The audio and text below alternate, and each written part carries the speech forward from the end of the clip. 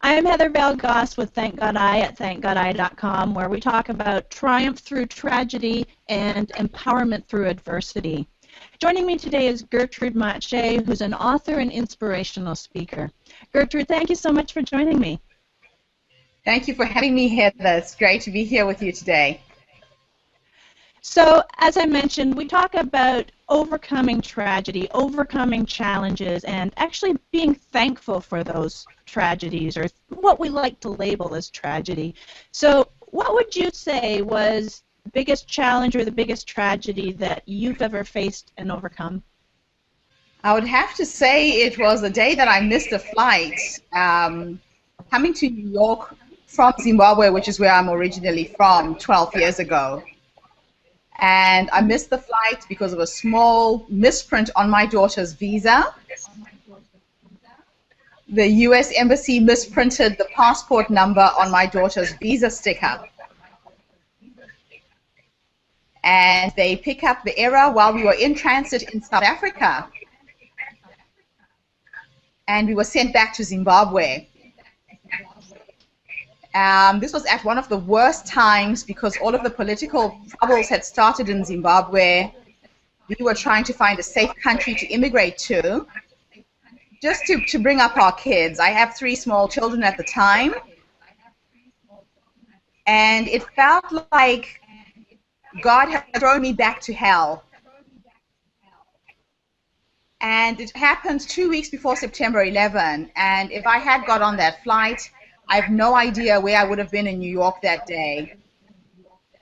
So when I look back 12 years later, it was probably one of the best things that ever happened to us, because through a magical series of events, we ended up living here in New Zealand for the last 12 years. Wow, okay, so you were destined for New York, but you ended up in New Zealand. That's not even close.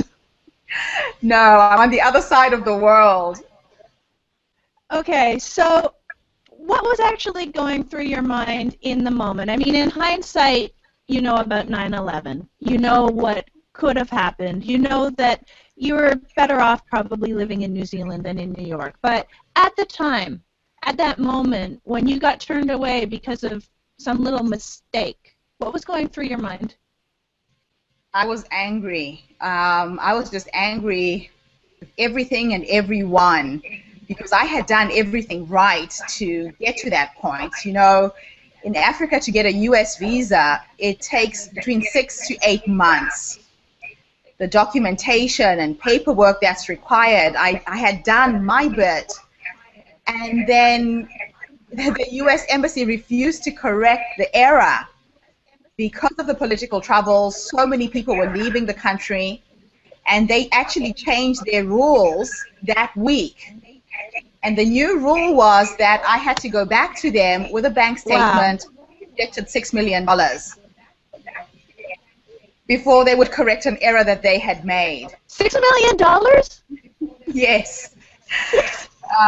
In US dollars. You had to pay $6 million or they wouldn't correct an error that they made? Remember, these are Zimbabwean dollars, but it still feels like $6 million US dollars. We didn't have that kind of money. We had actually sold everything just to raise money for the visas and the air tickets. And I had left my husband in a small apartment with 2 rooms, with a bed and a small TV. We had sold everything we owned to be able to make that trip. So I was very, very hurt. I was angry. It just didn't make any sense why things were not going the way they were supposed to. Okay, let me just recap this. So you save up all this money. You're taking your family to a completely different country. It takes you months to go through the process. You spend your life savings on the tickets to get from Zimbabwe to New York, and then because of some little mistake that's not even your fault, they want you to pay them in order to fix it. You missed the flight. This doesn't even make sense. Did you get your money back from the flight at least? No.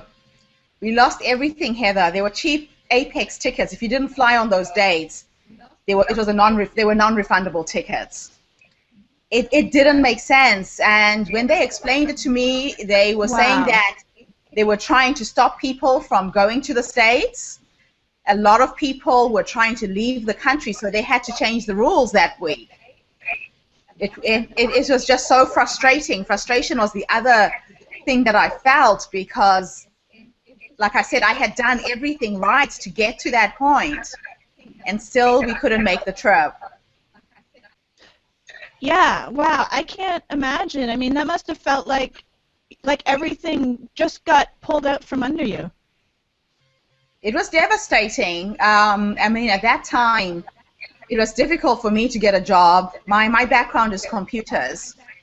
And because Zimbabwe had the highest inflation in the world, all of the computer systems in the country had crashed.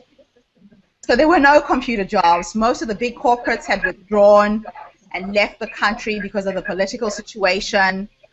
We were relying on my husband's salary. My husband is a doctor, and he was working for a government hospital, making the equivalent of $250 a month for a family of 5.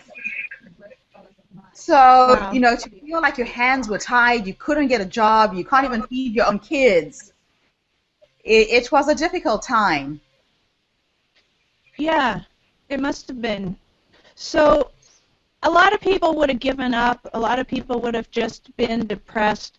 What was it that kept you going and allowed you to find a new path to follow instead? I think giving up was not an option, Heather. I had a vision and a dream of what I wanted for my children. I wanted to bring them up in a safe country for a start. I wanted them to have opportunities that other children around the world have got. I'm talking about basic things, you know, going to a good school, just feeling safe when they walk from home to school. Those were the things that I wanted for my kids, and I knew that if I stayed in Zimbabwe, I would not be able to do that for them. So staying in Zimbabwe wasn't an option, so I kept looking for other opportunities, and it was just through a weird coincidence that I got an email from one of my cousins who was living in New Zealand. I had not spoken to her in 18 years. I'd last seen her at my wedding 18 years before. And she just happened to be online one day on the Hotmail address book, looking at people's names just randomly. And she picked up my misspelled name, wrote me an email and said, "Where the hell are you? You have to leave Zimbabwe." So I told her what had happened. And my cousin just said to me, "Getrude, if you have faith, find the money." She said, "Find the money, come to New Zealand, you will not regret it." So it was an act of faith. We sold, the last asset we had was a house we had bought in South Africa, in Cape Town. So we sold our home and raised enough money for air tickets again, just for me and the children to leave the country. And my husband literally put us on a plane and said, "Just go somewhere safe, try and find a job, then send for me to come." And that's what we did. And we've been here for the last 12 years. Wow. So on that second flight going from Zimbabwe to New Zealand, there were no mistakes, no roadblocks? I was very anxious, Heather. After what had happened, I didn't know if we would be welcomed. You know, I didn't even have a work permit. I arrived on visitor's visas. And I remember it taking 5 minutes for them to stamp our passports. And the thing that really shocked me was that the immigration lady said to me with a huge smile, "Welcome to New Zealand." Like she really meant it, you know? And Yeah. that just blew me away. And the people here in New Zealand are like that. I have been met with kindness from the day that I landed. You know, it's an incredible country to live in. It's probably one of the safest countries in the world on all aspects. And I went from one extreme to another. It's an amazing place to live and to bring up your kids. Yeah. Wow. So what would you say that you learned through this whole process, this journey that you thought was going one place and then suddenly shifted and ended up in somewhere totally different? What did you learn? The the biggest lesson I learned was that sometimes when things are falling apart, they're actually just falling into place. I've learned to sit back and let things unravel the way they're supposed to. You know, we all have plans of where we want our lives to go. And it's great to plan. It's great to have a sense of direction. But not holding on to the outcome has been the biggest lesson. So now I am trying to fly or somewhere else, and there's a delay on the flight. I don't panic. I don't fuss. I just sit back and just let things unravel the way they're supposed to, because change is the only constant in life. And when you are prepared that things might change, nothing shocks you. You just go with the punches. You just go with whatever is coming at you, and it's a magical way to live. Yeah, it certainly is, and it's also very challenging for a lot of people to do that. So what advice would you have for people that kind of, we can call them control freaks, but you like to control the outcome more? What can you teach them about letting go? You have no control, though you think you do. You know, you do what you can. You do your bit, right? You put down your plans. Yeah. But when things start going wrong, just give it back to the universe. If you pray, give it back to God. Give it back to Allah. Whatever it is you believe in that is controlling this universe, that's where you have to give it back to, and just know that the universe has got your back, has got your best interest at heart. And sometimes what you think you want is probably what you don't need. Yeah, letting go is difficult for people who do want to control the outcome of things. Just roll with the punches. Learn to take the ups with the downs. Yeah, because we can't have ups without downs. We can't have white without black or day without night.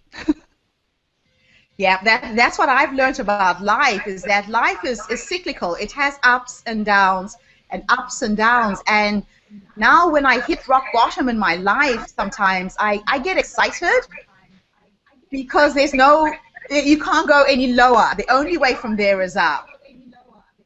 So, you know, when you hit rock bottom, hold on to your seatbelt. Life gets better. The universe will pick you up, and you have got to believe that. Wow, that's awesome. So what would you say is the one defining moment, if you can look back in hindsight, that one moment when you realized, okay, I can actually be thankful for this?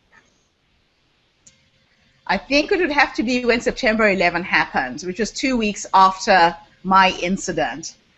I mean, we sat in horror watching the Twin Towers come down. And I started to imagine that I could have been anywhere on the streets of New York that day. I started to think about the people who were actually there experiencing such a horrendous terrorist attack. And that was my moment of clarity. That was the moment that I realized that I wasn't supposed to be there.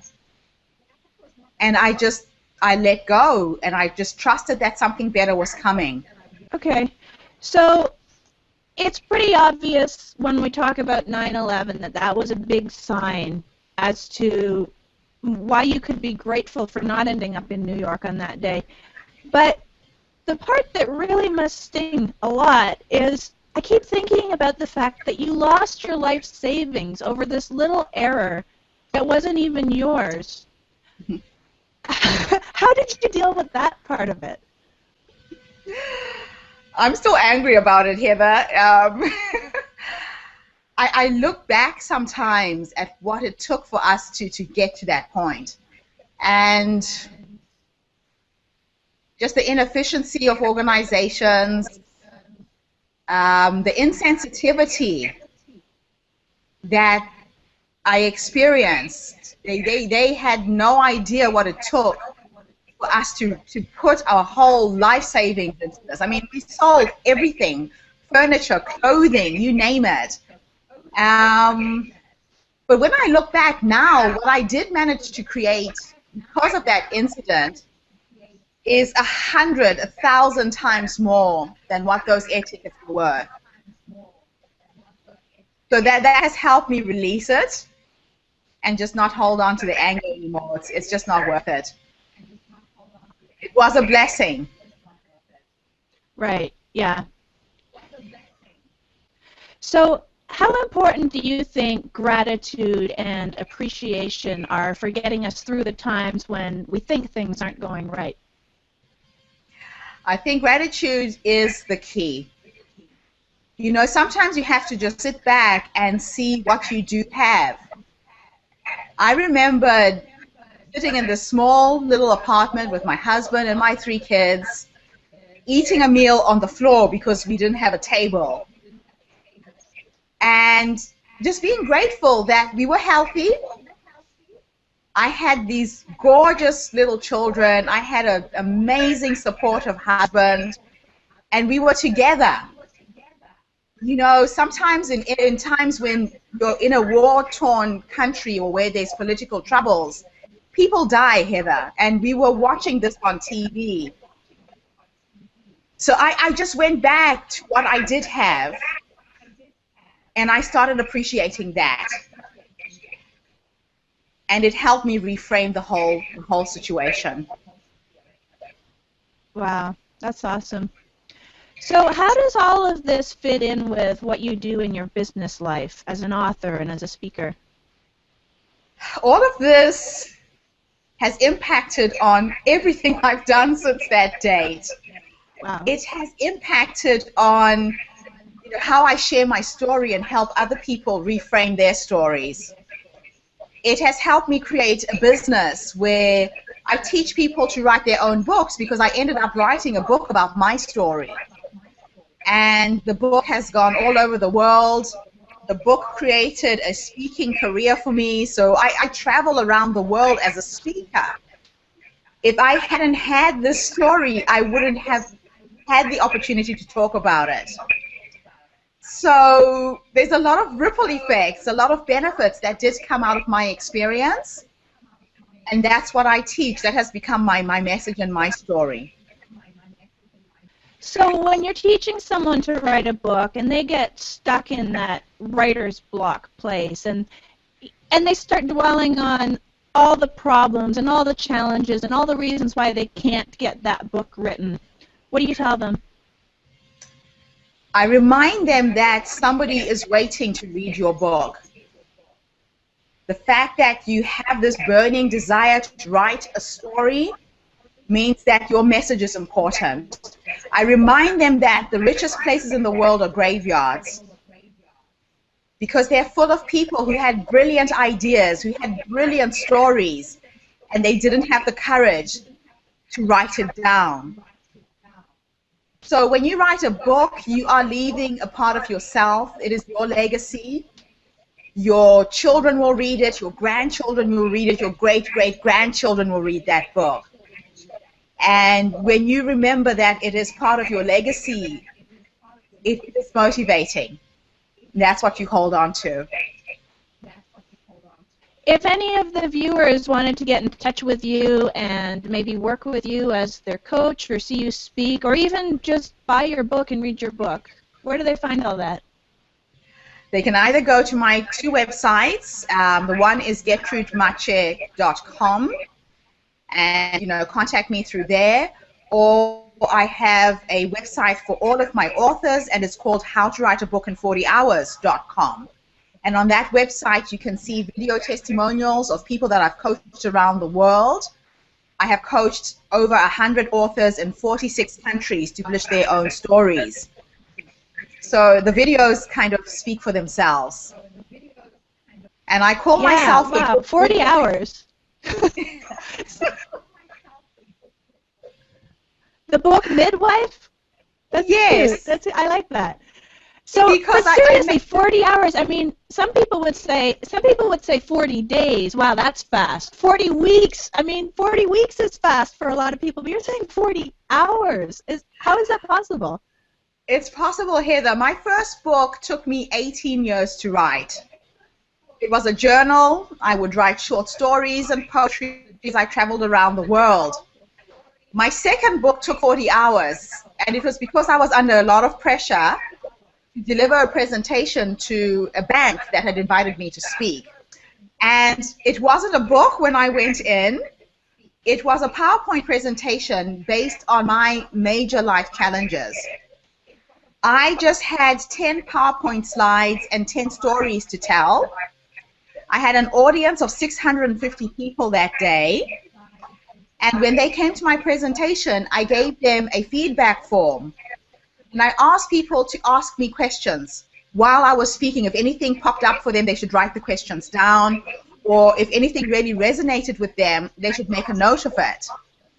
And I told my audience that the book was based, the presentation was based on a book that I was writing called It's Not About What Happens That Matters. I came out of that presentation, Heather, having pre-sold 350 copies of a book that did not exist. And I had 650 feedback forms full of questions that people were asking. So I literally got my personal assistant to type up all of the questions and put them in a spreadsheet. And then I recorded myself answering the questions. She typed it up, and the first draft of the book came out of my head in 8 to 16 hours. Then I went back to that text, and I created a book out of it and published it on Amazon and on Kindle in 40 hours. And now I teach other people to do the same. Wow, that's great. So GertrudeMatshe.com, MATSHE.com, or howtowriteaBookin40hours.com? Yes, and the 40 is the number 40. Okay. howtowriteaBookin40hours.com. Yes. Wow. Gertrude, it's been great talking to you and hearing your story. Now, how would you like to leave the listeners? Are there any final words of wisdom, since you've gone through this and you've overcome it and you've been able to be grateful for what seemed like a tragedy at the time? What final words of wisdom would you have? My final words of wisdom is that everybody has a story. There is nothing unique about me. The only unique thing is that I share my story. It is through our stories that we inspire. It's through our stories that we change the world. So if you have the burning desire to share your story, trust that feeling. It's part of your purpose. It's part of the reason why you're on this earth, and that's the way you're going to make a difference. Don't be scared. Step into your greatness. Wow, that's awesome. Thank you so much, Gertrude. Your story is so inspirational. I know you've impacted a lot of lives, and it's great listening to you tell it and show the gratitude and be out there spreading the word around. So thank you so much for sharing with us. It's an absolute pleasure, Heather. Thank you so much for having me.